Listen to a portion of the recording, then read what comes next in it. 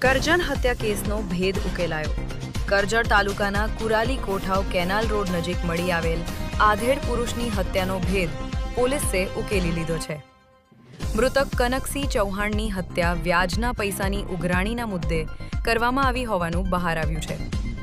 Police તપાસમાં સામે આવ્યું કે કુરાલી ગામના રતિલાલ વસાવાએ ગણાસી ગળું ઘૂંટીને હત્યા કરી હતી.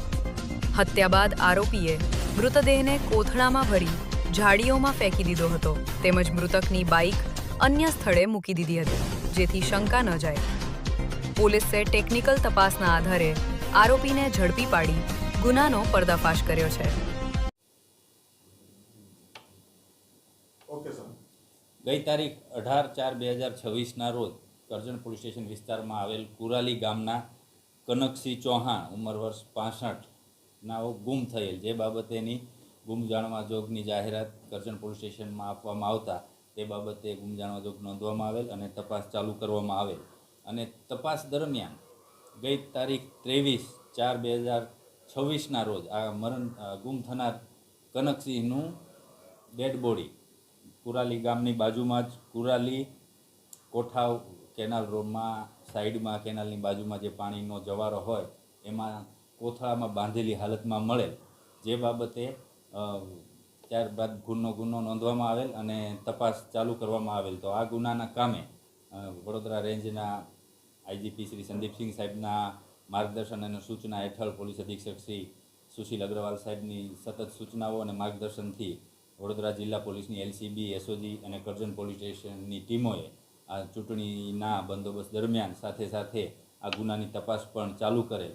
તો આ ગુનાના કામે એલસીબી અને એસઓજીની ટીમ તથા કરજણ પોલીસની ટીમને ખાનગી રાહે બાતમી મળેલ કે કુરાલી ગામના જ વતની રતિલાલ અમરસંગ વસાવાનાઓ આ ગુનો કરવામાં સંડોવાયેલા હોવાની શક્યતા છે. તે અનુસંધાને એલસીબી એસઓજીની ટીમે આ અમરસંગને ડિટેઇન કરેલ અને પૂછપરછ કરેલ. તો એમની પૂછપરછ દરમિયાન તેઓએ કબૂલેલ કે મરણ જનાર કનકસિંહ ચૌહાણ છે એમની પાસેથી આરોપી રતિલાલ અમરસંગ વસાવાનાઓએ 3.5 લાખ રૂપિયા વ્યાજે લીધેલા અને એ 3.5 લાખ રૂપિયા વ્યાજ સાથે એમને પરત ચૂકવી આપેલા. અને જ્યારે પૈસા લીધેલા એ દરમિયાન આ રતિલાલ વસાવાએ 3 ચેક આપેલા કનકસિંહ ચૌહાણને, જે ચેક પરત માંગતા કનકસિંહ ચૌહાણે એ ચેક પરત આપેલ નહીં, જેથી આ આરોપી રતિલાલ વસાવા છે એમને લાગેલ કે ભાઈ મેં બધા વ્યાજ સાથેના પૈસા આપી દીધેલ છે, પરત કરેલ છે, છતાં પણ મારા ચેક આપતા નથી, તો આ બેંકમાં નાખશે ચેક અને રિટર્ન કરાવશે તો મારે ફરીથી પૈસા આપવા પડશે. તો તે બાબતે તેમને મનમાં ગુસ્સો આવેલ અને એ કોઈ પણ મોકાની રાહ જોઈને બેઠા હતા. તો એ બાબતે તારીખ 18/4/26ના રોજ કનકસિંહ અને આ આરોપી રતિલાલ બંને કુરાલી ગામના બસ સ્ટેન્ડ ઉપર જ ભેગા થયેલા અને આ પૈસા બાબતની વાતચીત થયેલી. તો રતિલાલે કીધેલું કે ભાઈ હું તમારા પૈસા આપી દઉં છું. તો બંને જમી અને બાઇક લઈ અને સાથે નીકળેલા અને બાઇક કનકસિંહ ચલાવતા હતા, પાછળ રતિલાલ બેઠા હતા. તો એ દરમિયાન કોઠાવ કુરાલી રોડ ઉપર જે કેનાલ છે, કેનાલની સાઈડમાં ડામર રોડ છે, તો ત્યાં હાવ બિન વારસુ જગ્યા છે, અવાવરૂ જગ્યા છે, ત્યાં કોઈ માણસ હોતું નથી. તો ત્યાં બાઇક ઊભું રખાવી અને આ રતિલાલ જે પાછળ બેઠા હતા એમણે કનકસિંહના ગળા ઉપર પોતાની પાસે જે પહેલેથી જ દોરી રાખેલી હતી એનાથી ગળે ટૂંપો આપી બેભાન કરી દેતા ત્યાં કનકસિંહ પડી જતા એમને ધક્કો મારી નીચે ઢાળમાં એમનો દડાવી દીધેલ અને ત્યાં જઈ અને વધારે ગળા ટૂંપો આપી અને એમને મૃત્યુ નિપજાવી દીધા. ત્યારબાદ આ રતિલાલ વસાવા પાસે પ્રથમથી જ દોરી અને પ્લાસ્ટિકની કોથળી જે હતી એમાં જ આખું ડેડ બોડીને પહેલાં દોરીથી બાંધી દીધું, પછી કોથળીમાં નાખી, કોથળી પેક કરી ત્યાં જ પાણીના ખાબોચિયામાં નાખી અને પોતે ભાગી ગયેલ.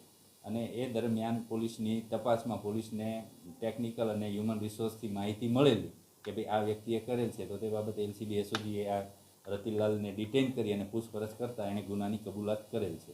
હાલ પોલીસ કસ્ટડીમાં છે, રિમાન્ડની પ્રોસેસ ચાલુ છે, પૂછપરછ ચાલુ છે. એ વધારે તપાસ ચાલુ છે, એ તપાસનો વિષય છે. જે ફરિયાદી છે અને જે મરણ જનાર છે કનકસિંહની બાઇક ધાવડથી મળે છે અને મૃતદેહ કેનાલ પાસેથી મળે છે, તેમાં શું તફાવત આવે? નહીં, જ્યારે આમનું હત્યા કરી અને ડેડ બોડી કેનાલની સાઈડમાં ફેંકી દીધેલ ત્યાર પછી કનકસિંહનું જે બાઇક હતું એ આરોપી પોતે રતિલાલ ચલાવી અને ધાવટ ગામમાં એક ઘનશ્યામભાઈ પટેલ રહે છે એમના ઘરની બાજુમાં મૂકી આવેલ. સાહેબ કયા સમયગાળા દરમિયાન છે તે આજે જે વ્યાજે રૂપિયા છે તે લેવામાં આવ્યા? એ તપાસનો વિષય છે. એ હાલ તપાસ ચાલુ છે. એના વિશે એક્ઝેક્ટ સમયગાળો તપાસના અંતે ખ્યાલ આવશે. કે